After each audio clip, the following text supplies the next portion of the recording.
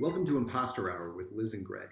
We're here to explore the imposter syndrome that haunts creatives, delving into how it affects their lives and work. Join us as we chat with authors and artists about creativity, self-doubt, featuring imposter characters in their stories, and the occasional imposter who pops up in their day-to-day lives. We are very excited about our guest today. KT Nguyen is the 2024 debut thriller author. Her book is You Know What You Did, which has received praise from People Magazine, Crime Reads, Publishers Weekly, Booklist, Book Riot, Parade, Elle Magazine, The Seattle Times, and The Telegraph. A former Glamour magazine editor, she lived in New York City, San Francisco, Shanghai, Beijing, and Taipei, and now is settled just outside Washington, D.C. with her family, where she enjoys native plant gardening, playing with her rescue terrier, Alice, and rooting for the Mets. Welcome, KT. Thank you. Thanks for having me on, you guys. It's great Our pleasure. to be here. Great to have you as well. Goodness. KT, I can commiserate momentarily with you about being a Mets fan. We're doing what we do every year again, so great. Just flirting with that wild card by a couple games. Exactly. Last night was good, though. Yeah, last night was good. That's right. We get on these nice little tears, and then we just drop a couple, and then here we are again. But just enough to get your hopes up and then dash them. Yeah, it's a character building experience. That's what I always run off as every year, so I don't feel bad. Here we go. So fun timing. How are you? It's nice to see you.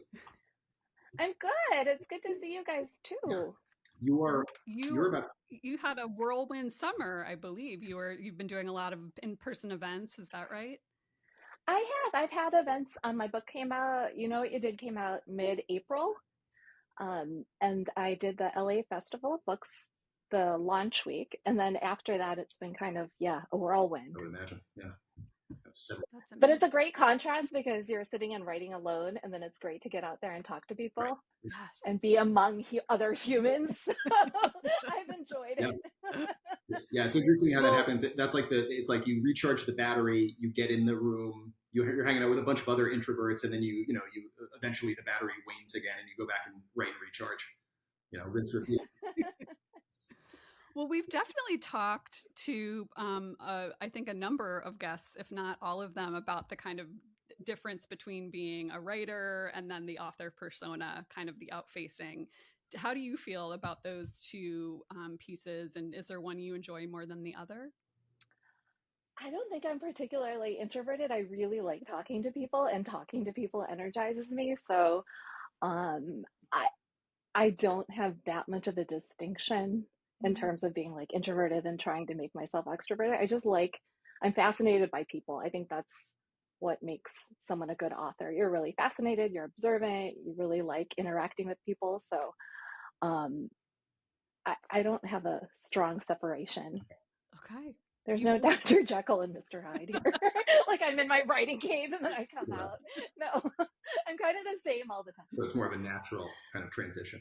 That's great. Yeah. Nice. You may be our first on record extrovert. So that's amazing. Lee Matthew Goldberg. I heard that episode. He's very extroverted. He is extroverted, actually. You're right. Yeah. He is that way. It's interesting. It's always interesting. Nice. I'd love to jump into your debut, You Know What You Did. Fantastic book. I thought it was so sharp, so beautifully observed. For our listeners who haven't read it yet, do that immediately. But I want to ask you a little bit about your main character, Annie Shaw, because I think this is a great entry point for our sort of imposter theme, right? Annie's a first-generation Vietnamese refugee. She's growing up in small-town America. And in the book, you examine a lot of the ways in which that sort of upbringing can leave a person grappling with this sort of dual identity, right? In terms of the language they speak and where they speak that language, the pull between their native culture and assimilating as sort of quote-unquote American. Could you talk about the tension that's inherent in that particular experience, and then writing that into a character? Yeah, definitely. I mean, I personally experienced that. I think a lot of people who grew up in refugee or immigrant families also can identify with Annie, because at home you speak one language, you might eat a certain type of food, and then you go out to school and you're supposed to be American. And it's easy to feel like an imposter in that way. Like you're just trying to fit in, trying to be a certain way, when you feel like your real essence, like in Vietnamese families, you even have a different name, like you're referred to by a family nickname. Okay. So then you have this other name, so it's like a totally different identity, and then you go to school and you're this other person. Um, and conversely, I think for those who assimilate really quickly, you go home and maybe you don't even speak the language anymore. You don't speak it well. My older brothers and sisters, I'm the youngest by 6 years, and I speak the language much better than they do because Mm. they let it go so quickly. I was born in the US, and they weren't, but they just tried to like let everything go, blend in, be American, and they just totally don't speak the language much anymore. Okay. Mm. I love the kind of tension between speaking multiple languages or one language at home and another at school or at work. And I imagine it could definitely lead to feelings of being an imposter in both worlds. I wonder if you could talk a little bit about how Annie's relationship with language and cultural identity evolved throughout the story. And, how does that reflect like the broader immigrant experience? I think Annie in particular, her mother is a refugee. She was carrying Annie when she came to the US, and Annie was born in the US. Um, Annie kind of serves as an intermediary for her mother between home and the outside world, like the small town that she grew up in. So in that way, the two are kind of like codependent, almost like really two tied to each other, Mm. um, and very isolated Yeah. from everyone else. So that's a big part of Annie's beginning and her trauma, really, and the rest of her story progresses from there. Mm. Yeah, I mean, while there were a lot of experiences that I couldn't personally identify with, the one thing that really resonated was the mother-daughter dynamic, both with Annie and her mother, and then with her daughter Tabby. And I mean, it's such a fertile subject to write about, to unpack. But I thought it was really incredible how you used it so effectively in a thriller. um, there's a lot that you can do there, and without spoiling anything, because there are so many breathtaking twists and surprises in your novel. Was it kind of chicken or egg? Did you say, I'm going to write a thriller and it's going to have mother daughters in it, or maybe vice versa? I actually just start with the character. I always start with Mm-hmm. the character. And Annie's story is built around her relationship with her mother. And so mother daughter themes were woven into that already. Yeah. Um, I think as mothers, I have a daughter as well, I think we end up kind of doubting ourselves. So you can have imposter syndrome as a parent as well, because you see all these other relationships on the outside.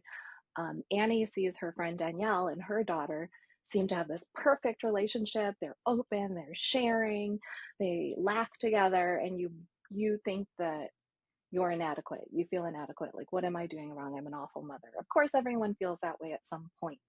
So I Yeah. think imposter syndrome can come into play in that way as well as it does for Annie. Mm-hmm. And Yeah. then the one of the other aspects I think of Annie's imposter syndrome in this has to do with her career path as well, right? She's a visual artist. Achieved some measure of local success as a commercial artist, but she's also striving to be taken seriously in the fine art world. So how Yeah. does that kind of play into that rub, that tension, and that imposter aspect? Annie went to the Rhode Island School of Design, so she went to a fine arts school, and she is trying really hard to be taken seriously as an artist. But the way she's succeeded so far is by doing pet portraits and portraits of little kids and interior design portraits. And she doesn't feel like she's achieved career success, not the success she wants to. She feels like an imposter as an artist. And I think as writers, we can clearly identify with that. I mean, there's always, I've just in my, this is my debut book, and in the past year, you find yourself constantly moving the goalposts. Hmm. Even the past 2 years, you just want to get an agent, you just want to sell your book, you want to get a good book deal, you want the book to be good, you want it, but then you get moving the goalposts and never quite attaining that level of success that you want. Yeah. Well, I was curious about that specifically because I feel like as you bring up as authors, there's a little bit of that art versus commerce thing that we deal with, right? With like walking that tightrope between being commercially viable and selling books and then being taken seriously as quote unquote literary, right?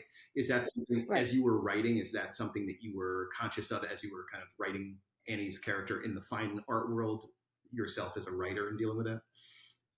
It wasn't something I was conscious of while I was writing it, but now that my book is out and you kind of see the whole milieu, you see who is treated as a literary work, who is considered literary suspense, and who isn't. And in a lot of ways, it's somewhat arbitrary. Oh, I mean, literary is what people say is literary. So I don't think I get hung up on that, but I definitely am aware of it. It doesn't bother me, but I'm aware sure. of it. Okay. Well, I guess, along the lines of Annie and the imposter syndrome within her own career and in motherhood, when you were writing, were you consciously using that aspect, these kind of disparate elements of her personality and maybe some self-doubt to lend itself to the kind of unreliability of her character? Because there are, again, without spoiling anything, there is a lot of kind of opaqueness around her memory and her understanding of what's happening in the moment. So how did you kind of birth that aspect of her character? I think that because Annie has discussed driven obsessive compulsive disorder, Mm-hmm. obsessive compulsive disorder is often called the doubting disease because it makes you doubt yourself. You wonder, did I wash my hands? Did I touch that? Did I do this? Did I do that? Um, and I wanted to add in elements of doubt that people who don't have OCD can relate to. Mm-hmm. Like doubt, you're doubting yourself as a mother. Are you a good mother? You're doubting your career. There are just other elements that readers can grab onto because I think as women, as humans, like we're complex and we have a lot of doubts. You're always questioning yourself. You're wondering if you're good enough in certain ways. Um, and I think I like thrillers with characters that you can really, that make you feel something, that are complex. Um, and they may not be likable, but they're relatable in some way. So adding these elements of Annie doubting herself, yeah, it makes her kind of the ultimate unreliable narrator, but it also just makes her more relatable, I think. For sure. I've heard you discuss the concept of fake it till you make it as being but in the context of being sort of a survival tool for refugee immigrants, in that you are coming Yeah. into this situation, you have to kind of start new and do all of this stuff and assimilate and find your way in. So it's which makes perfect sense. And I also wonder, you as a debut author now, I mean, I have to imagine that that sort of gritty determination that comes out of that is useful for navigating the whirlwind of jumping into the publishing industry in some sense. Could you kind of talk about the usefulness of that mindset, if you found that? I think it's incredibly useful. It's how I wrote my book. It's how I've done everything in my life because you just have to do it. Like you have to believe you can do it and you have to do it. Um, I wrote the book one, I think 500 words at a time every morning until it was Yeah. done. And then I just did the next step. I sent it to agents, I queried. I just did everything step by step. And I just thought, this is what I'm doing, this is what I want to do, and this is what's going to happen. And then it did. So I feel a great sense of satisfaction in that regard. Um, and I think growing up in a refugee family, you kind of do have to just fake it till you make it. I mean, you reference that, Greg, because you don't belong. Like you have to make yourself belong in whatever, whether it's carving out your own unique niche or um, blending in. You choose your way. Um, I ended up going to Brown. I think I was one of the first people or the first person in my high school to go to an Ivy League school. And I think that deeply affects your one, it's a great school. I left with a lot of confidence, but an example would be I was invited to lunch with the Vietnamese ambassador to the US. And it was this very formal lunch. And I like, it's like Pretty Woman. Like, I didn't know the right place setting. Like, I didn't know what to do. It's like one of those things where you grow up using chopsticks at home, and then you have to try to kind of figure it out. It's like you have to figure out everything every step of the way. And if you think about that, it's it's a great learning experience. It's difficult, but it's a great learning experience. I think another aspect of going to a school like Brown is that you end up seeing there are so many people there. You belong there as much as anyone else. There are so many people there who are there just because their legacies or because of their money. They're not there. No, everybody is to some degree an imposter. Nobody is there because like there's so many people.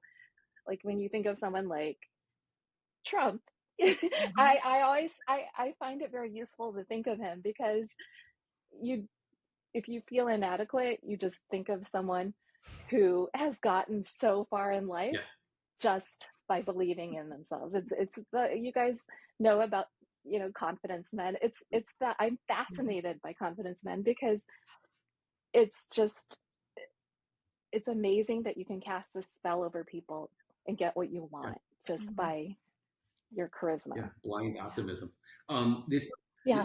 this is actually making me think of. Have you, by any chance, read Lauren Ling Brown's debut, Society of Lies?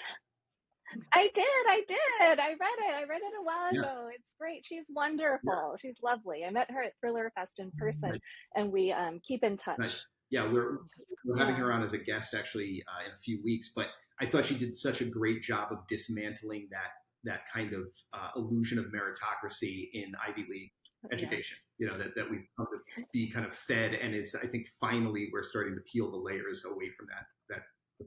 I think the whole cheating scandal or the admissions scandal kind of did that as well. So I think people are just it's not to say it's not those aren't great schools. They are, but you just have to have your eyes open. And I loved Lauren's book. It was wonderful. Yeah. I've talked to her about her time at Princeton and her relationships with her family. I really identified with a lot of it. Well, I can't wait to have her on. But as we have you on today, I'm actually I wanted to go in more in the direction of your time at Brown because I was wondering how you kind of evolved into your magazine career and going into your job at Glamour. Were you setting out to go into journalism, to write fiction, a little bit of both? Tell us about your path. Not at all. I think at that age, I just wanted to do something I wanted to live in New York City. I wanted to do something fun and interesting. I think my first job, one of my first jobs was fundraising.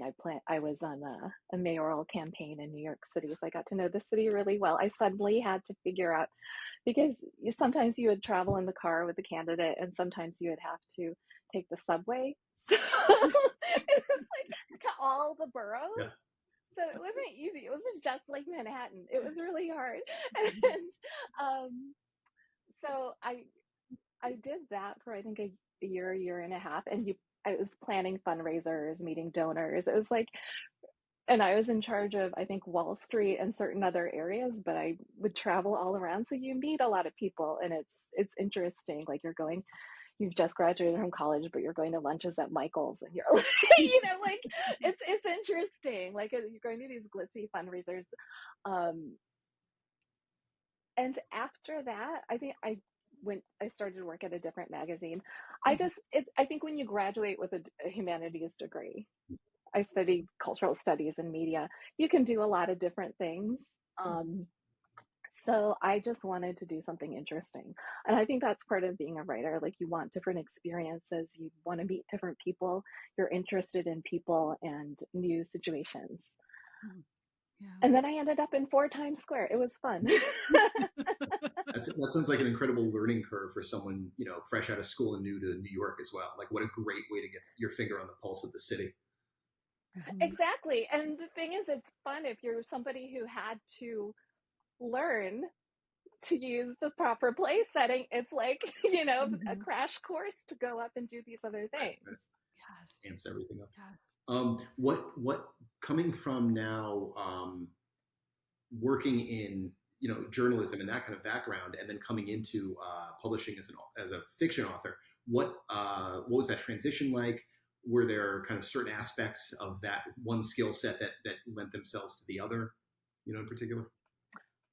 Yeah, definitely. I mean, I spent in between the two periods in my life, I spent, I'm going to say, 12 years working in corporate branding and Okay, marketing. right.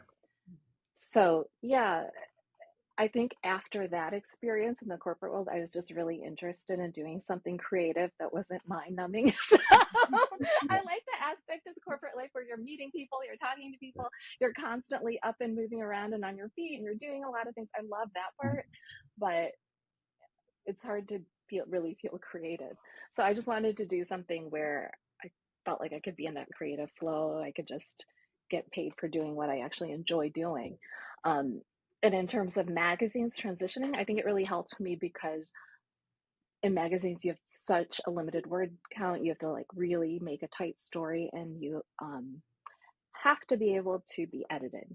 You have to really listen and have a thick skin for taking edits and really processing them.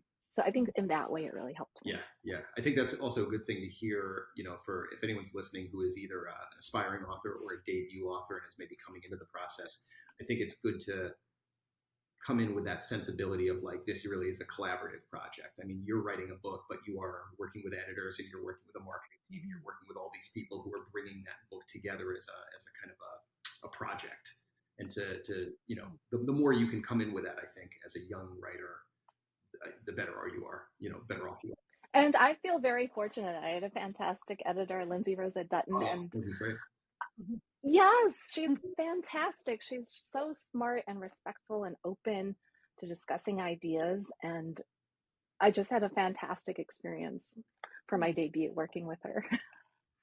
That's amazing. And that's, I think, not always people's experiences. So it's, always such a, lotto win to have an editor who really understands your intention and, really just is there to help you, shape the book, not really change it at its fundamental levels. And I actually wanted to talk a little bit about, I think I mentioned in an earlier question that you just have all of these incredible twists, and I was like mouth agape the whole read. So I'm wondering, when you handed your, first draft manuscript to your editor, was there a lot that changed structurally or with those twists or pacing, or was it pretty similar to what we ended up reading because it felt so tight and kind of chiseled? The main part that ended up changing was the focus with the mother-daughter story in the first half developed and became a bit more substantial. I think it was a bit more like, it was thinner in that regard. And Lindsay asked a lot of great questions and kind of steered me back towards the mother-daughter story and making it more fleshed out and real. So that would be the main difference. Sort of getting a little bit off topic of the book stuff specifically, you are a practitioner of Krav Maga. Yes. Now, completely unrelated question. We're cool, right? Okay. Yeah. For now. Okay, for now. We'll see how the rest of this goes. But I mean, not only does that require physical dexterity, but also a lot of mental dexterity and stamina. And I have to imagine that probably is helpful for coming into a situation as you recently had, where you're a debut author, kind of being launched out into the world on book tour and all of this kind of stuff. Did having that kind of mental practice help you navigate? I go 2 to 3 hours a day, 4 to 5 days a week, doing jujitsu, Krav, and sparring. And I think sparring in particular, you have to really be concentrating or you'll get hit in the face or you'll do something wrong. So I have to admit, when I first started, I mistakenly kicked someone in the groin, which is like something not to do. Like, it's just a bad thing. And I won't forget that. That's a bad thing to do. But it was totally a mistake. And it's funny. I was talking to S.A. Cosby, Sean Cosby, at a Thriller Fest, and the year before this, and he actually did Krav for a while too. Yeah. It's interesting how many people you meet who I don't know, maybe the thriller world attracts people who like violence and Sure. fighting because I end up meeting a lot of people who do Yeah. it. Well, I guess And it's a fantastic way to de-stress. I would It really yeah. Yeah. is. I mean, And if you're worried about your ratings or you're worried about selling books and then you yeah, go and you just have to totally concentrate on this other thing for a while, like you really, really have to concentrate, then or you get hit or kick someone in the groin, then it's just a great escape. sure, sure. Yeah. Well, I mean, I guess the through line between the two, between being a thriller writer and being a martial arts practitioner, is controlled violence. So, Yeah.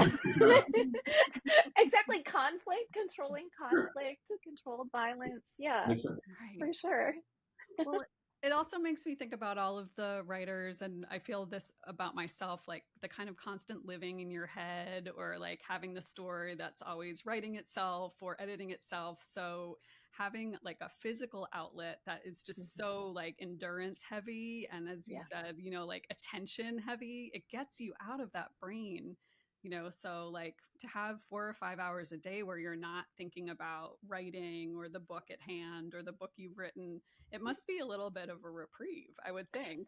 It is. It's definitely fantastic for my mental health. And also because it's not, I don't do it in any way that's competitive. Yeah, So it's just something you do for yourself and to improve on your own pace. So I Mm. find that really relaxing and rewarding. Um, I think another part of growing up in an immigrant family, you can kind of really feel pressure to do sure. well. And so it's great to have something or to succeed. So it's great to have something where it's just totally up to you, your Hmm. pace, how well you do what you want to do. And nobody's really judging you based on other people. The gym I belong to, it's men, women, they're teenager, it's totally different, all different ages and athletic levels. So Mm. it's great. Do you find yourself taking that mindset and applying that to the writing process of sort of trying to like have your own personal, you're trying to kind of, improve on your own kind of performance as you go? That's one of the biggest things I've taken from my crowd experience is really being able to transfer those Yeah. thoughts and that feeling, like still feeling like I'm achieving something, even if my Goodreads reviews go down or whatever, or I'm Mhm. not selling as much as I want. Right. It's still there, but it's definitely been a huge growth experience for me because I'm not particularly athletic or coordinated. So this has all been an experience of trying to do something that I wasn't good at. Mhm. Um, and just growing in that way. Like it's hard to do something that you're not good at if you grew up in a family where you're supposed to be good at everything or you're supposed to do really, really well. So Mhm. it's hard to just take on something that you aren't naturally inclined, like I'm not athletic, not to be that you wouldn't necessarily know that you're going to be good at. It's an uncomfortable situation and it ends up making you feel it makes the reward that much greater though because it's a bigger challenge Mm. and I'm only just starting to be able to apply that to my writing Oh, Mm. career as an author. Yeah. Right.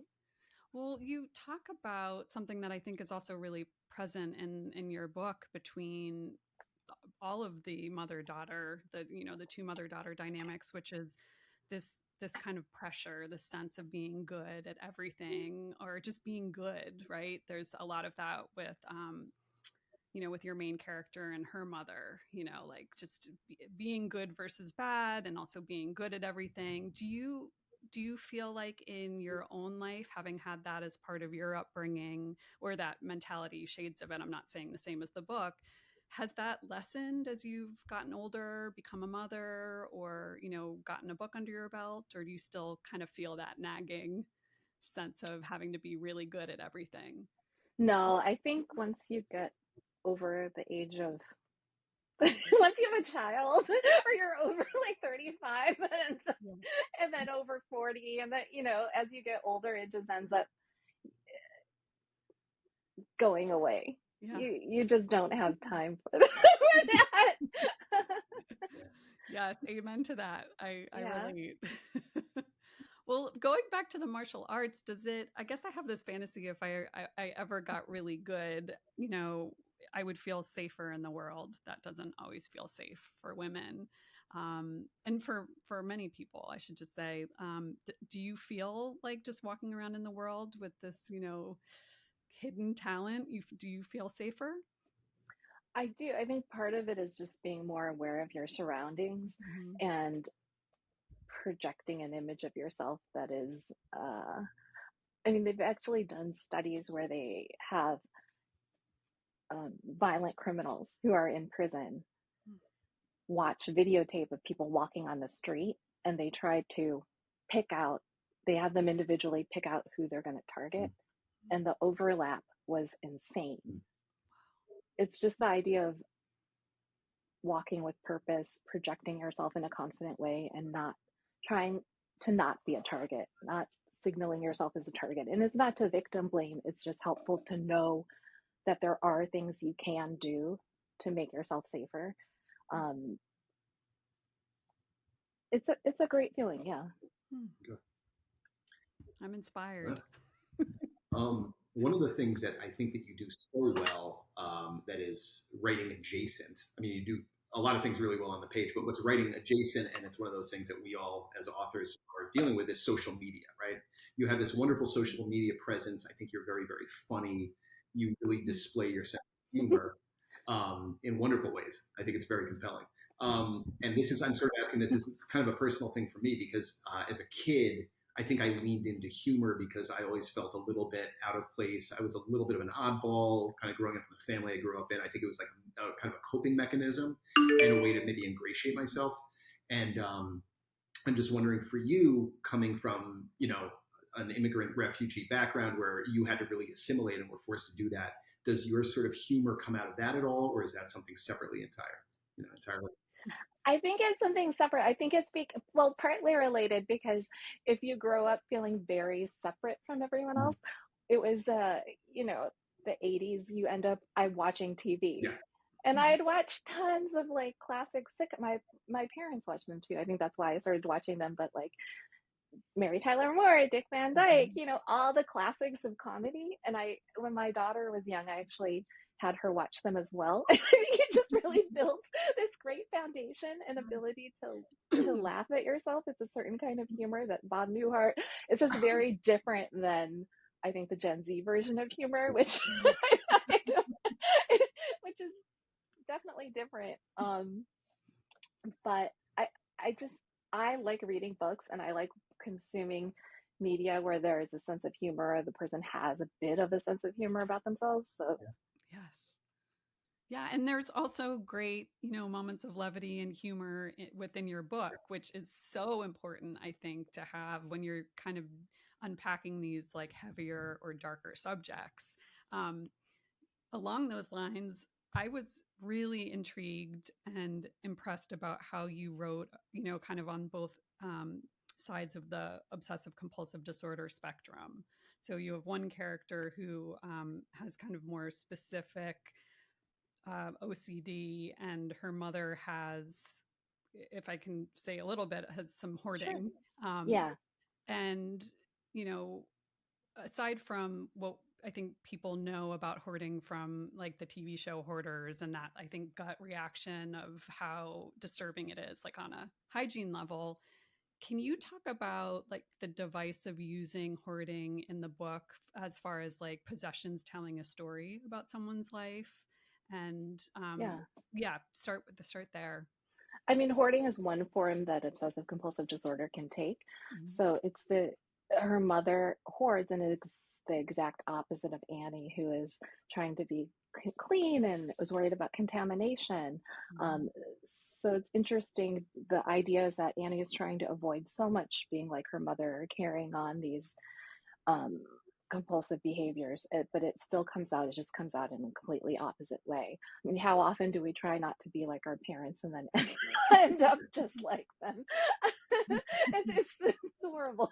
But I think I personally have contamination-based OCD, so it's very easy for me to write about that. Even though I have it well managed now, it's just easy to go back and revisit that period and put it on the page. And that's one of the parts of the book that I'm most proud of. The raw and real portrayal of obsessive compulsive disorder, because I don't think there are a lot of portrayals out there that are that realistic for a lot of people. Right. No, and one of the, I just had made a note. There was a line where you were describing Annie's mother's hoarding and kind of the beginning of it. And you wrote, she got a rush out of being able to buy things for a nickel or a dime. It gave her the illusion of power after war had left her powerless. And, aside from giving me chills now for the third time, and it's so beautifully written, but it's like you're saying so much about a person's life and an aspect of their mental illness that really has its origins deeply entrenched. So this kind of idea of her being a refugee and coming here with nothing and being able to acquire things, it was Yeah, brilliant. it affects people on both sides of the war. When you see Vietnam veterans, so many homeless veterans, and Mhm. they're out there with these collected, like all these belongings, and it looks like trash to us. It's just a way to build up some level of protection and to hang on to whatever you can. Yeah, yeah. I think on a lot of levels, the book, it's, if there's maybe one of the overarching themes is trauma. Certainly the war plays into that, the OCD as a management device. And I wonder for you, writing it, I think that it's the trauma for most of the characters starts off largely unexamined. And I think over the course of the book, certainly Annie is really delving into that and trying to kind of examine the trauma in a good faith way. And I wonder what that writing that arc was like for you in terms of a character specifically trying to address trauma as they go. I think Annie's life is unraveling on such an extreme level that she's finally, like, after the death of her mother, she's forced to confront Yeah, these previously unacknowledged problems and traumas in her life. And so I don't know that she's doing it willingly, but she just has to, especially once bodies start dropping around her. and nudges in that direction. Yeah. Yeah. Well, one of the things that I think comes up for Greg and I with every book that we write is the balance between showing just enough and gaining intrigue from the reader, and but not telling them exactly what's going on. And so double speak and gapping, and there's lots of tools you can use to obfuscate. But I'm wondering, like, did you have an approach either chapter to chapter or the whole book where you're like, okay, here's kind of what it's going to look like is going on, and here's how I'm going to prevent the reader from knowing what's actually going on in certain instances, because you do it amazingly well. So I'm this is self-serving. I want to know how to do it. I don't think consciously I did it all. I don't outline or make notes or anything. So I don't think I consciously did that. Maybe for my next one, it'll be more in my mind, but um, no, I don't. And yeah, I, I don't. I just wrote Annie's story really. Like, it's really from her story and what she would do and what she wouldn't do, I think. And what can I do to torture her? Like, what, you know? Do in a related question, for the people who haven't read it yet, the structure is gapped chronologically, so you have it jumps forward, jumps back in that way. Um, did you write that going in, or did you actually write it linearly and then chop it up after the fact? How were you able to calibrate that so well? No, I wrote exactly as you see it in that order. I wrote the flashbacks. I mean, I moved the flashbacks around, but I really wrote the flashbacks as I went to go along with what we learn about the character of Annie. Um, I think the one thing, Liz, what you were saying is, I don't know if it was successful, but I like reading books. I read a lot of British psychological thrillers, and I it's just from having I read so many thrillers. I like books where you don't necessarily know what's going on. And so I don't know if I made the beginning too confusing, but I really wanted people to feel disoriented Yeah. as Annie does. And so that was part of my goal. Like, you don't know what's going on at all. Yes. And you succeed. That's the brilliance of the book.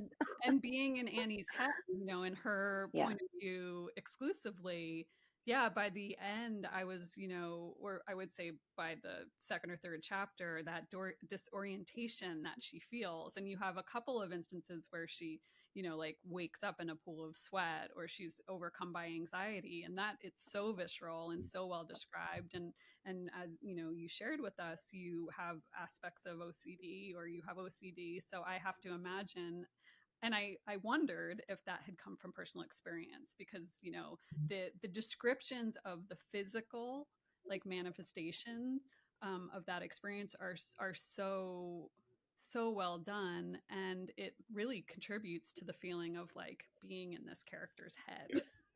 Yeah, very much so. I think my OCD people are surprised to hear that, I mean, in my 20s, I would say that it was actually much worse. This is a very watered down version. Mm. I think the thoughts I was having, the intrusiveness, it was actually much worse. And you just learned to cope. Like that was when I was an editor at Glamour. I don't think anyone there knew, Mm. because you make these separate worlds. And I think part of it, and I touch on it in, what you did with Annie's story, you make these separate worlds where there's inside, outside, home, work. And that's part of the idea that we talked about in the beginning, to come full circle with the refugee story. You're one person at home, you're another person outside. There are these distinctions, and that's part of what Annie has in her head. Everything inside has to be clean, everything outside is dirty or contaminated. Mhm. Um, it's and I think it's a lot more common than you think. I think 2 to 3 million Americans Mhm. have are Mhm. experiencing OCD. So that's Mhm. not a small number. No. Yeah. For you, Can I ask? Go ahead. sorry, I would just sort of a follow up again. For it sounds like you have your situation reasonably well, managed at this point. But I'm wondering, going back and writing this, was there a cathartic aspect to being able to kind of process this a little and get it down on paper, or was it more of a just sort of an exercise of revisiting and doing it objectively? No, I actually, after my daughter was born, I visited some experts, and I was lucky enough to consult with some of the best people in the country. And in my case, most people start with exposure therapy or cognitive behavioral therapy for OCD. I That wasn't particularly helpful to me. I skipped over it really quick because in my case it's genetic and very there's a biochemical component. So I just take a medication, and it totally changed my life. Okay. Mm. So yeah, that's all. I Mhm. I know some people feel like that's not realistic. You shouldn't write like that, but that is the case for a lot of people, and that is the case for me. It isn't the case for everybody, but I can only speak to my personal experience. And the medication totally changed my life. It's just, so the thoughts will still occur, not as frequently, and they aren't as persistent. So it's always like there's this, they're in the room, but I don't need to listen to them Okay.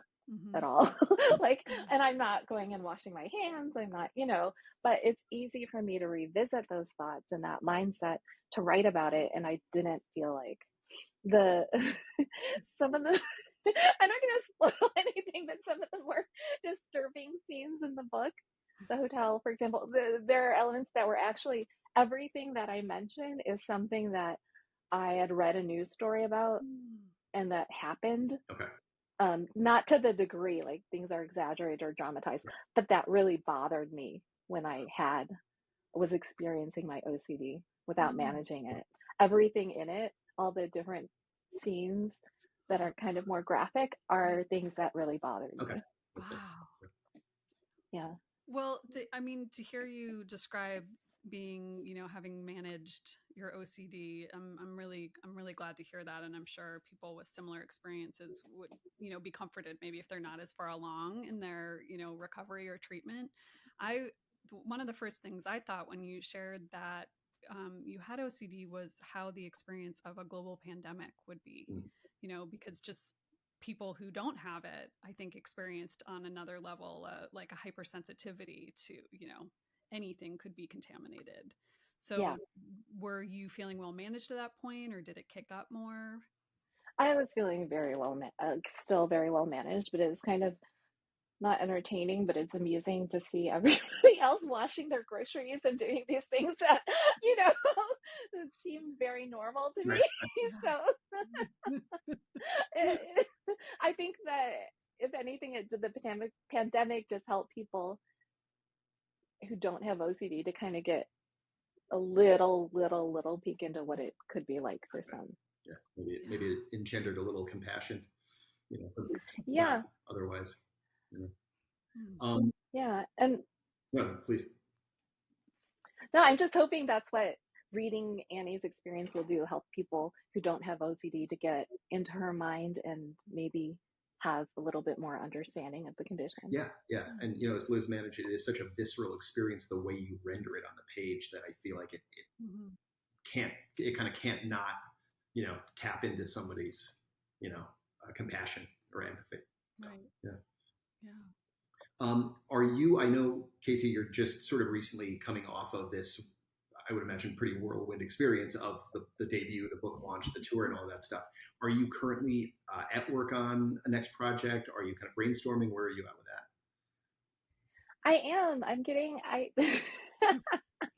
always like tell on myself. Like, my agent hopefully isn't listening, but I have a story that I was 40% into, like done Okay. with, and then I left it for like 6 months while I was doing publicity and different things for You Know What You Did, and then I just like, I don't know, now I could pick it up. I mean, I read through it, I really like it still, but now I'm working on, I just found out recently, Natalie Sue, who wrote I Hope This Finds You Well, I think, Yeah.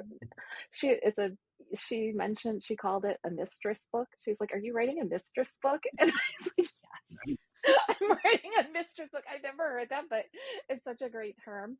Um, so it's also a psychological thriller and very character driven, but um, a little different. I'm aiming for to maintain the idea of like some psychological horror and kind of weird, but still commercial. Hmm.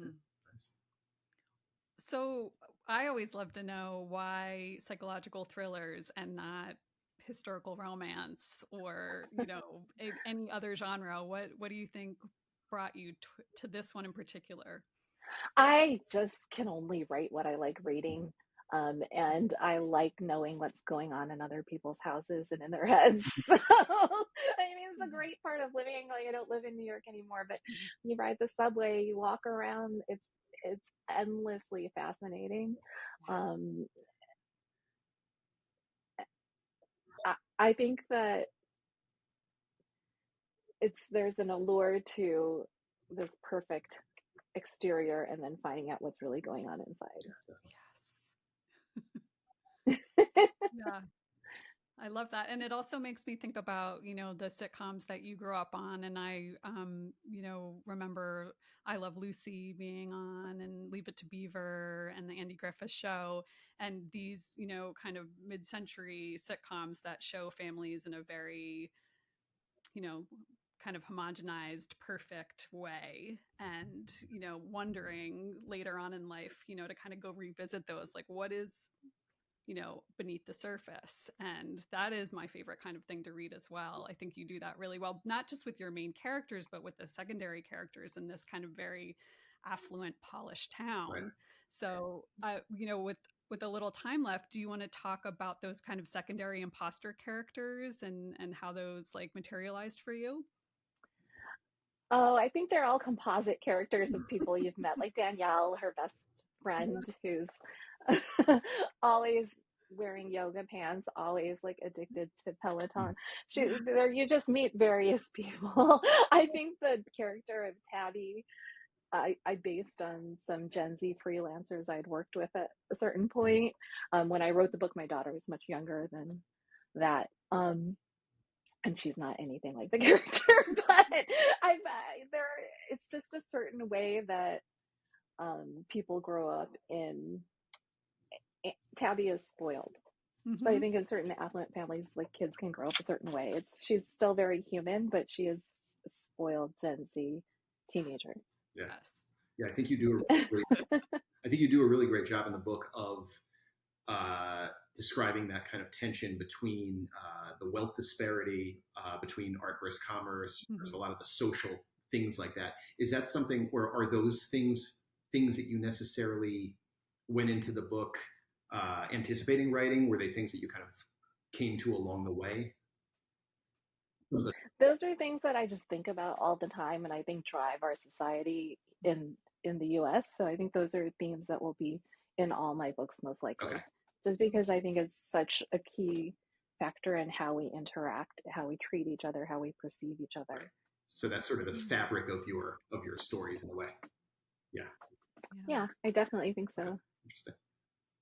Yeah, this has, I think, been a common theme this season is, writers coming on and talking about how they're weaving social commentary into their plots. And I think we can all agree, because I think we all do it, that it's actually a wonderful couching of what's going on in the world at large, to do these more interior stories about psychology and intention and how people interact in these crimes or whatever the plot is.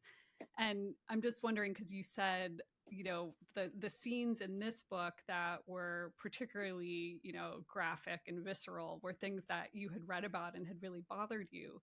Do you get inspired by things you read and see in the world, and then that kind of translates into the stories? Definitely. I mean, I love reading small town news and the weird news feeds. So I mean, I think when you look, we mentioned Bob Newhart, when you look at all his different series, it's just genius. And people are drawn to kind of quirky, strange characters, oddities. It's something inherently charming about that. And people who are, I think, even like a modern Gen Z approach is like just someone who's authentic, who's different and comfortable being themselves. I think that is always fascinating. Do you find in that kind of research, having lived in New York City, in a big city, and then living in a kind of a smaller town now, do you see a lot of through lines between like the news that you read in a big city and in a small town? Is it more maybe I don't know, are people more similar than one might think? What's your kind of takeaway? I don't know. It's outside of DC, so it's kind of a fake small town. It's like there are organic markets, but there are also Tesla trucks, so it's kind of like cyber trucks. Like it's not really a small town, but yeah. I mean, definitely. I think people. One of the things in all of our books, and the reason psychological thrillers is interesting, is you see the commonalities in people across, race, class, gender. There's good and there's evil, and we like to dwell in the evil, I guess, but as thriller writers. But it's interesting. Yeah, people are people in a certain way. Yeah. The first thing I did when I moved out of New York City and to this objectively small town, at least compared to New York City, was get the local paper and start reading the police blotter. Yeah, I love those. Yeah. and luckily my husband is kind of like, he knows now this is expected behavior. But it may have been a little off-putting to my in-laws. But it's amazing how much you can learn about an area and its inhabitants by, the recurring crimes, and, not to make light of crime, but I'm thinking more of the kind of petty crimes that come up. Is so inspiring. I mean, I find the police blotter a great source of writing prompts. So definitely you're just exploring every aspect of humanity there. Yes.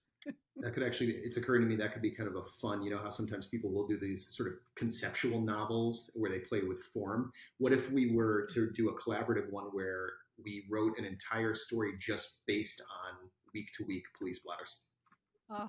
Police blotters? Map out a whole story, fascinating. just police blotters. All right. Let's do it. Yeah. Nice. Well, before we lasso you into any more projects, KT, we have.